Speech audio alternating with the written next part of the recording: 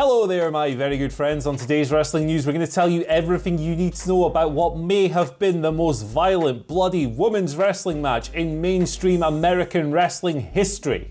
Plus, have WWE cancelled one of the matches at Fastlane this weekend? Charly Caruso may have huge backstage heat with wrestlers in WWE. And NXT TakeOver Stand and Deliver has its first match. I'm Adam Wilborn. And I'm Andy Murray. And this is the news. So we've got to talk about this AEW main event, don't we? We've got to talk about Britt Baker versus Thunder Rosa, the lights out, unsanctioned match, the first main event, women's main event in AEW history on Dynamite, on pay-per-view, on anything really. I'm sure maybe they've done one on Dark, but on mainstream programming, here we are. This was nuts. If you've been anywhere on social media this morning, you will have seen the images of Britt Baker just coated in blood, her hair matted to her face. It was really, really stark, violent, brutal, bloody, nasty, ugly stuff, and it was great. It was really tremendous. There was a lot of hype coming into this match, which was taped last week. There was loads of people in AEW on Twitter going, hey, this is tremendous. You need to watch this. Watch this match. It's great. It's brilliant. Watch it, watch it, watch it. And we've been here before. That's the thing with AEW in this level. We've been here before. I believe Jake Hager versus Jon Moxley was one that was hyped up similarly by people in AEW. And then it aired and, you know, the reception was not entirely positive. It's fair to say. Not the best match of Jon Moxley's title reign. But this was ridiculous. There were thumbtacks, there were interferences from Rebel, who just got smashed with a crutch seemingly every single time, went through a table. There were chairs, there were ladders. Britt got busted all the way open with what looked like a dropkick to the ladder in the corner, but the camera focused away from her after the bump, so maybe she bladed, who knows. Thunder Rosa was the first person busted open. I'm not going to run through the whole thing because it's a really satisfying match and I don't want to just splurge all the details at you. You should watch this if you haven't already. It's a really tremendous achievement in hardcore wrestling that felt like a super aggressive feud ender at the end of the day as well. Rosa picked up the victory. Thunder Rosa finally beats Britt Baker to end this rivalry. A good heated feud, kind of characterized by this uncontrollable aggression. These two couldn't stop coming for each other's throats, and this was a very appropriate way to end it. Some other newsworthy events on Dynamite. MJF's new stable is called The Pinnacle. Brian Cage is teasing tension with Team Taz after praising Sting. A few other bits and pieces all over the place, but the women's main event is the main point. I thought this was fantastic and one of the best AEW matches of the year.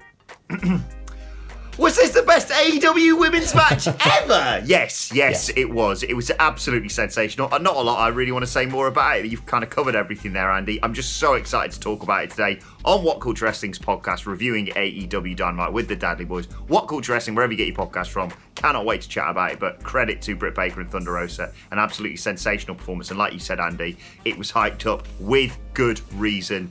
Just excellent, just fantastic. Right, let's move from AEW to WWE and Fastlane, of course, this weekend. Although one of the matches appears to have quietly perhaps been cancelled or nixed by WWE, because there is now on WWE.com no mention, I can't believe this, of Braun Strowman versus Shane McMahon. All the other matches have got articles, they've got graphics, etc, etc. I sort of noticed this, Andy, yesterday, because I was fairly certain, whilst I was putting the finishing touches to our excellent Fastlane quiz, which is going to be available on the channel probably over the weekend, that mentions of it on the Wikipedia page started going away, and I was sort of unsure. It's not great, because there's quite a few questions in that Fastlane quiz that centre around Shane McMahon, but disregard that. Please do still watch the Fastlane quiz. It's a load of fun. It's got Miller on there, so you'll watch it. But yes, no real mention of this match. It did feel weird, because why would Shane bother wrestling at Fastlane when he could wrestle at WrestleMania? But WWE yet to acknowledge anything, but the writing does appear to be on the wall. They don't just sort of delete loads of stuff off online without revealing it. I mean, I'm kind of fine if they want to hold off on this match till WrestleMania. The build has been awful, but yes. I mean, how do you literally announce something on Monday and by Thursday it's gone, Andy? Yeah, no official word on the cancellation from them yet, but something must have happened, right? Something must have happened between now and Monday So we'll find out more as this situation develops. And look, I like a Shane McMahon stunt show on a pay-per-view as much as the next guy, but the build for this has been absolutely rancid. So if it doesn't happen on Fastlane, I will not be disappointed, and I'm sure there are a lot of you out there watching this video who will be in the same boat. Now, who knows? Maybe Dave Benson Phillips is double booked for Sunday, so they need to book him for a Get Your Own Back themed match at the WrestleMania, the grandest stage of them all, the show of shows, featuring the presenter of the show of shows, aka Get Your Own Back, Dave Benson Phillips. Love that guy. Shout out to Dave Benson Phillips. Charly Caruso. Charly Caruso, where's she been on WWE TV recently? Not been occupying her usual hosting and interviewing and everything else broadcasting duties. There might be backstage heat on Charly Caruso in WWE. We've got a report here from Fightful Select stating that the reason Charly Caruso was taken off television in WWE was because of showing up late repeatedly for a number of backstage interviews. The report here cites specific incidents with top stars Randy Orton and Sheamus contributing to WWE's decision to pull her from television. Vince McMahon caught wind of this and acted how he felt was accordingly. One of Fightful's sources claims that, what's this fella's name again? Kevin Patrick, the new lad, the Irish lad. He was brought in to be a direct replacement for Caruso. However, the same source also notes that Charly realistically is only like one injury or illness to someone on screen away from returning. Now, how this will impact Charly's future remains to be seen. Her WWE contract is thought to expire soon. She's also got stuff cooking with ESPN. She appears on ESPN as well. So, you know, if she does end up leaving WWE, and there's no indication that she will, we should stress, but if she does, you'd imagine that maybe that would be there for her perhaps. Either way, it's kind of weird to sit here and report on Charly Caruso having heat with Randy Orton and Sheamus and Vince, but here we are. That's why she's off TV. Cool. Yeah, not a lot to really say about this in terms of the fact of, I can understand people getting annoyed if her timekeeping isn't great, but I also think she's a great presenter that WWE has, and it'd be a real loss if I do like that new, what's his name? Kevin Patrick. Kevin Patrick. Yeah, I liked him when he popped up for the first time on WWE a while back. Yeah, it'd be a shame to lose Charly Caruso, but like you say, she's got a lot of other things sorted. It's just weird to talk about backstage heat and the lovely Charly Caruso, so who knows what's going on there. Let's finish up today with NXT. I quite enjoyed last night's show. It was a bit all over the place, but major developments going forward as we head towards NXT TakeOver Stand and Deliver, which goes down on the 7th and the 8th of April, the Wednesday and the Thursday before WrestleMania weekend, of course. And we have our first match. It is, as expected, going to be Finn Balor versus Karrion Kross for the NXT Championship. It effectively got confirmed sort of throughout last night's show. It started at the beginning with Finn Balor and Karrion Kross having a moment, and then they inexplicably got put in a tag team title match against Balor and Balor, that's one of them, Oney Lorcan and Danny Burch in the main event. Oney Lorcan and Danny Burch actually retained after Karrion Kross turned on Finn Balor because Finn Balor accidentally knocked Oney Lorcan into Scarlet. Watch it, it's mad. It all goes together. Once you watch it, it makes sense. But they will face off the NXT Championship. It also looks like, after the back of last night's show, we are going to get Io Shirai versus Raquel Gonzalez for the NXT Women's Championship. Again, just a great setup. I was talking about this on the preview yesterday about these two champions who've defeated all comers and put on spectacular matches, now coming face to face with two absolutely unstoppable monsters. I love these builds, to be fair. And we are probably going to get Santos Escobar versus Jordan Devlin. Jordan Devlin appearing on NXT for the first time last night and claiming he is NXT Cruiserweight Champion. Santos Escobar has been holding a sort of paper belt whilst he's been stuck in the UK. He headbutted Santos Escobar, but not before Santos Escobar challenged him to a match at TakeOver, but no official confirmation of that yet. And Walter returned to NXT last night and chopped the life out of Tommaso Ciampa. Great to see him back in NXT, Andy, and a much-needed new presence on that show, in my opinion.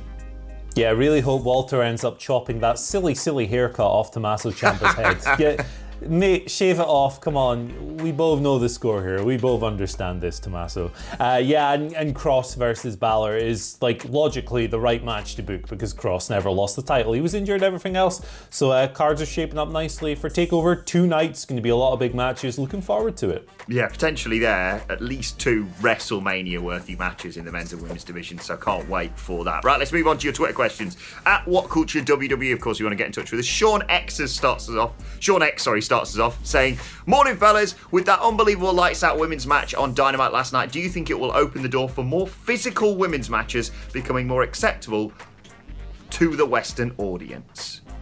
Yeah, there's definitely, you know, we want the women's wrestling scene to be presented on the same level as the men, ultimately. And that means indulging in the same kind of matches. We don't want to do lights out matches every week, no, obviously. And we don't want to have these violent bloody wars like, you know, going down on Dynamite constantly because then they wear out their use. But absolutely, like, if a women's feud is heated enough, there is absolutely no reason whatsoever for them to not have this kind of match.